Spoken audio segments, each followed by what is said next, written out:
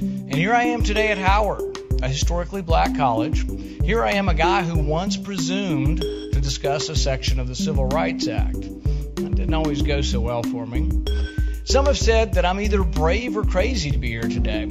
I've never been, though, one to sit by and watch the world go by without participating. We're at a university. What grade does his speech get? I give him an A minus. I thought his actual speech could have been a bit better. I thought he could have gone into a little bit more detail in some of the things he was saying, but his Q&A session was definitely, I think, helped get what he's really about out there. This was a great good faith effort to reach out to the African American community. I think the RNC should take note of what he's doing. Frankly, I was offended, embarrassed, and shocked that he was allowed to come speak at Howard University. I don't know. I wanted to speak about updated issues. We didn't get to. Well, like what's an updated issue? Maybe gay marriage, marriage rights, immigration policy. I was impressed, though I thought that the Rand Paul that we saw here was different from the Rand Paul that's portrayed in the media. And is that the media's fault, or do you think he's changing his tune? I think that he has tailored his speech to the audience that he spoke to. Okay. My hope is that you'll hear me out, that you'll see me for who I am and not a caricature that's sometimes presented by political opponents. Now, he came out, he was anti-war, he was anti-drug war, he's anti-mandatory minimum, he's pro-school choice. Are those issues that you think resonate with the black community?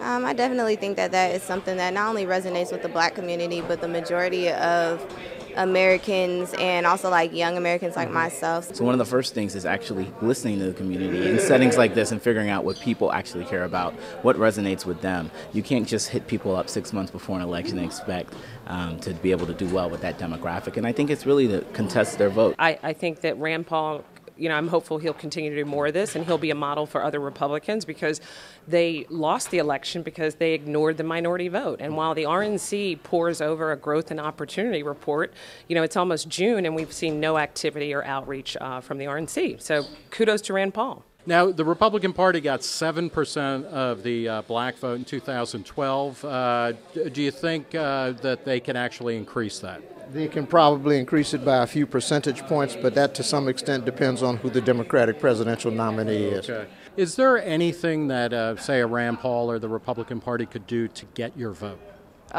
It would essentially require basic fundamental differences in their platform and in their party. What would he have to do to get your vote?